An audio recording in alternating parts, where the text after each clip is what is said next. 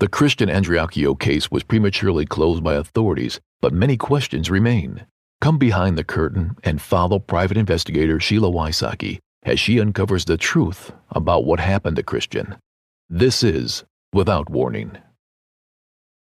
Warning: the following episode contains elements that are graphic in nature. Listener discretion is advised.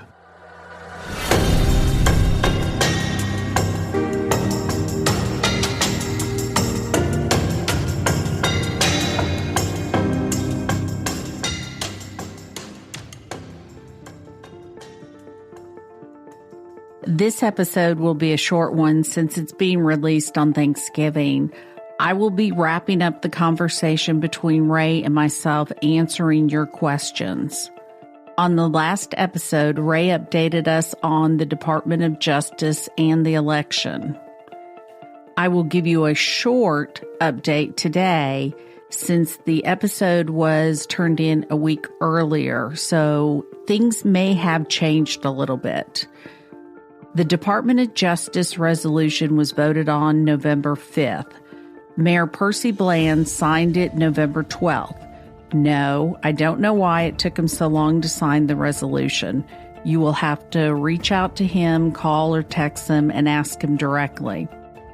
Rae was promised by Mayor Percy Bland a copy of the letter, but didn't receive one until the Justice for Christian members started to contact Mayor Percy Bland.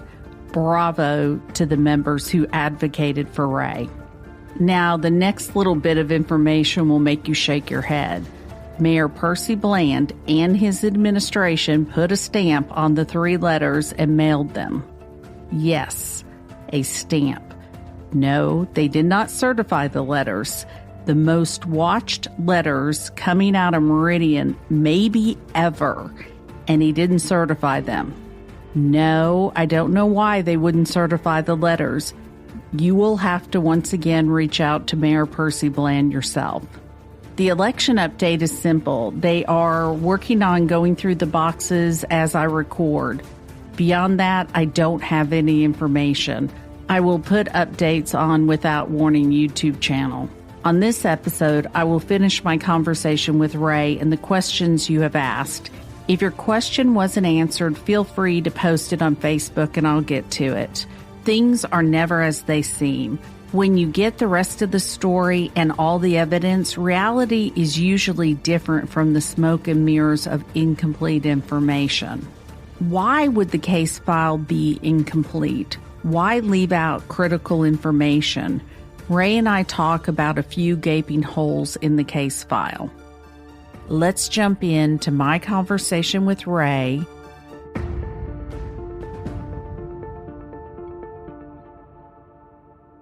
Josh and I have talked about the text messages recently. While the text messages, the 5 to 15 text messages that are allegedly suicidal coming from Christian are going on, there's a break in between that his employee at the boat basically is texting his girlfriend to find out what she was doing that night. Yeah, it threw us for a loop for a little while because we thought that he had another girlfriend. And so we was trying to find the girl to see what, because we thought it was Christian talking to the girl. And then when we did locate her, she told us that I was talking to my boyfriend that worked with Christian and he was using his phone. And then we verified it with the boyfriend and he said, yeah, I was, had been using his phone. Let's review this.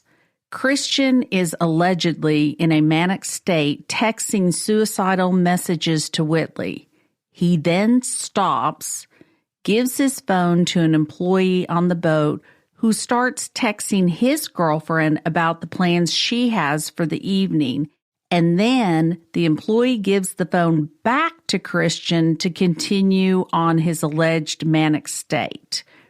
Remember, Christian is on a tugboat in a leadership role, and he is going to let his employees see alleged suicidal texts. I think not. His employee would be obligated to tell the captain about the text messages, and Christian would lose the respect of his employees and potentially his job. There was also, I noticed somebody sent me a screenshot of, I think, Eddie Miller or somebody, talking about, that Christian was psychotic and that he was obviously had, a lot of issues and that he was very obsessive because he would sit there and call Whitley back to back to back. Well, that didn't have anything to do with when he was calling her back to back to back. Honestly, we thought the same thing when we first got the phone records and everything. It was like, he's sitting there calling her over and over and again. And, when he was doing that, it didn't have anything to do with him being mad at her or, whatever. It was because he was trying to sell his motorcycle. And he tells the guy, well, my ex, the guy was wanting to come get the motorcycle immediately while he was on the boat. And he told him, so, well, my ex has a key to the apartment. Let me get in touch with her and she can go into the apartment and give you the key to the motorcycle. I mean, he even calls Whitley his ex. So he starts calling Whitley and calling because the guy is telling him if he can't get the motorcycle by a certain time that day, then the deal's off. He's not going to buy the motorcycle. So Christian is sitting there calling her back to back to back because he's trying to get her so that she can go get the key to this motorcycle. So, again, it's one of those deals where everything is not what it seems a lot of times when it comes to text messages and phone records. The messages that were redacted that tell the rest of the story will be released and talked about in December when I examine the last two known people with Christian, Dylan and Whitley.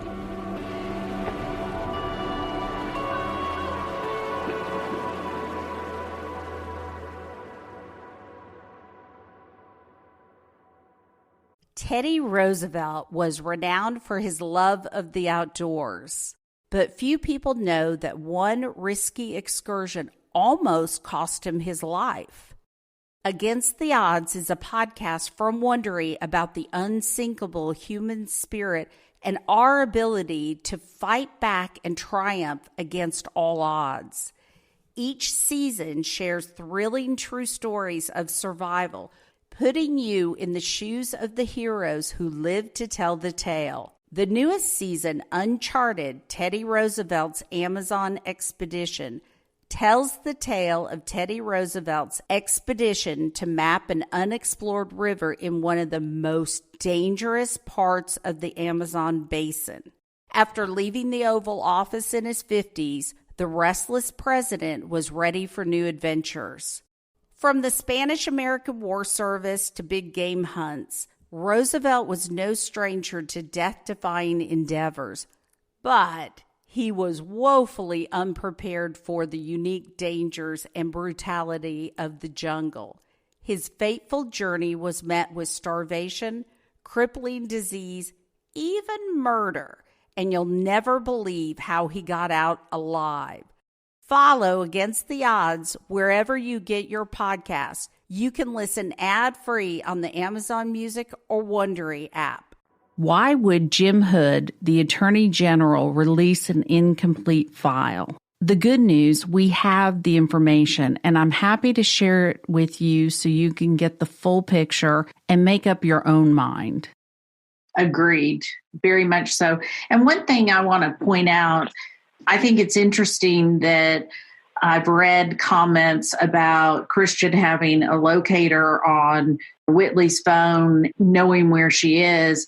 When I think about my own family, even the people I work with, I've got locators on investigators and friends just for safety reasons. I don't think it's that unusual, is my point, to have a locator on someone's phone. Well, and what they're failing to mention is she had a locator on him. I mean, it was the 360 thing, Life 360. It's not like he had installed some secret tracking device. It was Life 360 that most families who share a phone plan have. I mean, I had it on all, my family, I used to have it on Christian, Alexa, because whoever's in your family you're playing, you can put them on that Life 360 so you can keep up where everybody is. Like you said, it's for safety. When you have a daughter who's, out at night, you want to know if something happened where she is. So it wasn't like he had secretly placed this tracking device on her phone. It was just a standard Life 360 app. And she knew where he was just like he knew where she was. Well, and it goes back to the thing of, I want to talk about Whitley, so that y'all don't think I'm some psycho mother and Christian with some psycho boyfriend.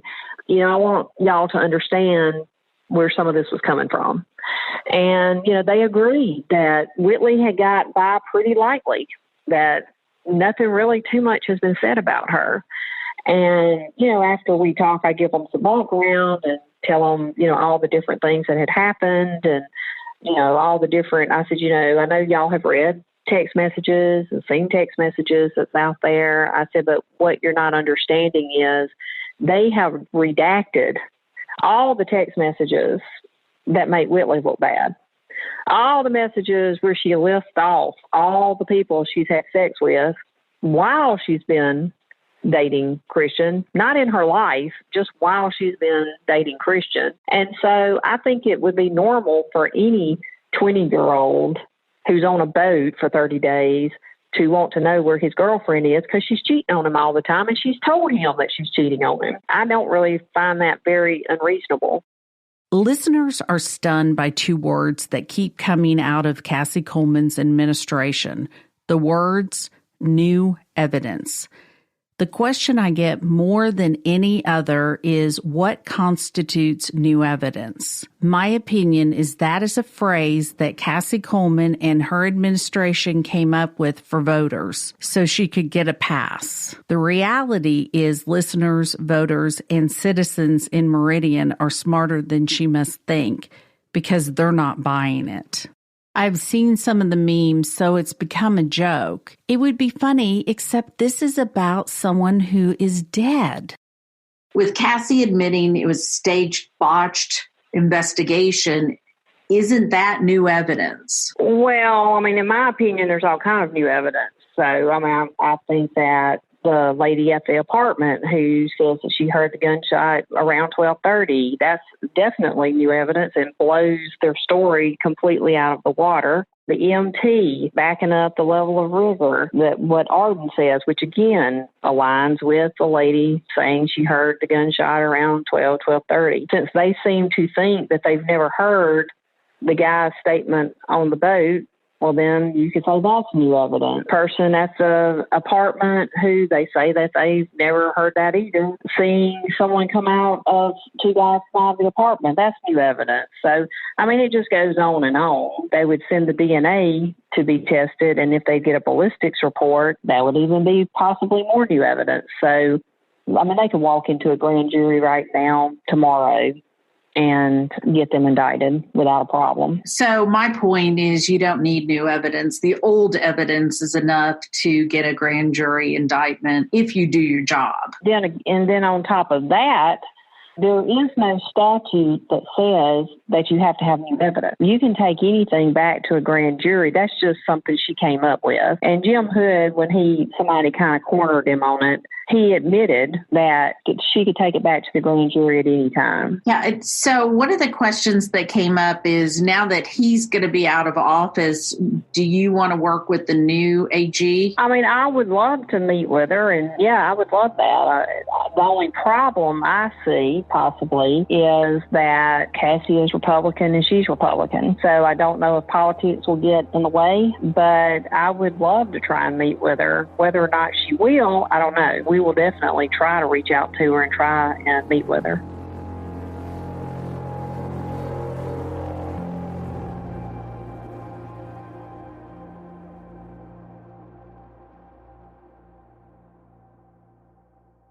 Angie's List is now Angie, and we've heard a lot of theories about why. I thought it was an eco move. Fewer words, less paper. No, it was so you could say it faster. No, it's to be more iconic. Must be a tech thing. But those aren't quite right. It's because now you can compare upfront prices, book a service instantly, and even get your project handled from start to finish. Sounds easy. It is, and it makes us so much more than just a list. Get started at Angie.com. That's ANGI, or download the app today.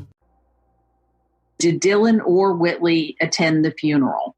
Whitley did not. Dylan, they say, was at the graveside service.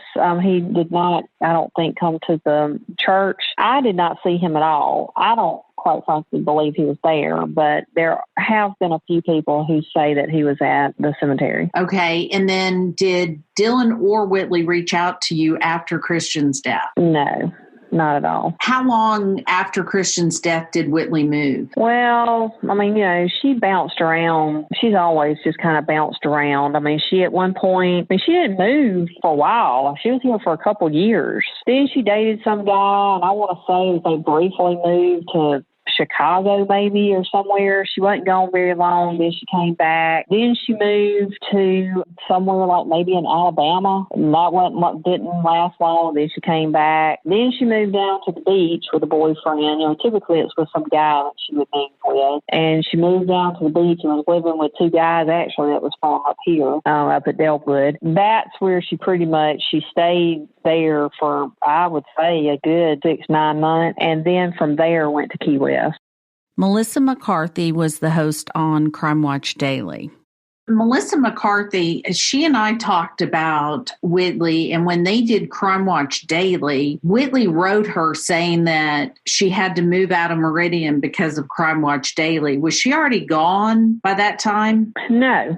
When Crime Watch Daily came out, she was working as a waitress at Outback or somewhere. Because I remember Arrington went down there and left her his card and told her if she ever wanted to talk to just call him. And he thought that he told us that and thought that meant he really did something big. And I thought, well, no, I mean, if you'd gone down there and made her come down to the police station and questioned her, maybe, but not just leave her card. The card say, "What you want to talk to me?" He told us that he couldn't make her talk to him. So do you believe Crime Watch Daily is why she moved? I mean, I think that she probably eventually left because she did get so much, backlash from Crime Watch Daily. And she ended up leaving that job because people would go into the restaurant and would specifically say, "I don't want her serving me." She moved, she kind of jumped around with jobs a little bit there because, quite frankly, nobody wanted her working for them because the public in general. But I don't think she went to Key West from there. I think that's when she went down to the beach, went down to the coast. So when was the last time you saw Whitley? Actually in person? Yeah. Oh gosh, I don't know, like years. I've never seen Whitley. I've only seen Whitley in person probably 2 or 3 times since Christian died. I mean, I saw her, now I'm not counting the times like she was out on the boat at the lake, like from a distance, but like I saw her, I would say no more than 3 times since in total since Christian died, because we just don't, we don't travel in the same circles, I guess you'd say. Right. And then what about Dylan? When was the last time you saw him? I actually have never seen Dylan since Christian died. Interesting. He hid out at his mother's house for years. I mean, not to say that he didn't come out some, but again, I just didn't. I pretty much go from work to home, and I guess he pretty much stayed at home or around. I've never seen him. Now, Josh has seen him several times at the store, and Todd had run into him at the store and up from our house. I never stop at that store. I quit going to that store once all that happened. And of course, Alexa sees both of them more than anybody. What about their families? Did Whitley's family or Dylan's family reach out to you? No. I've never spoken to Dylan's family. I've only spoken to Whitley's mother once, and that was while, when she was first started dating Christian. Thanksgiving is a very hard holiday for my clients. Please remember them in your thoughts today. Thank you for listening and being an advocate for Christian.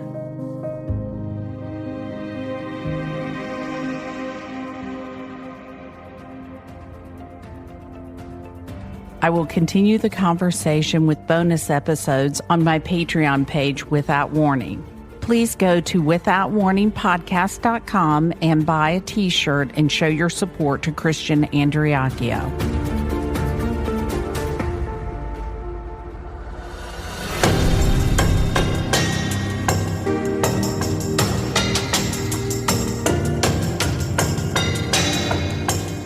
Christian's family gives their full permission for any and all details to be shared in hope that the truth will come out.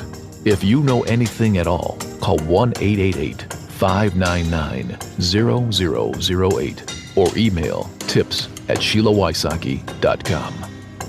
If you or someone you know is dealing with suicidal ideation or is actively thinking about taking their life, please call the National Suicide Hotline at 1-800-273-8255. If you enjoyed listening to this podcast, join Patreon today. Without Warning, Executive Director, Executive Producer, and Host, Sheila Wysocki. Mix and mastering by Resonant Recording. And announcer, Tim Evans.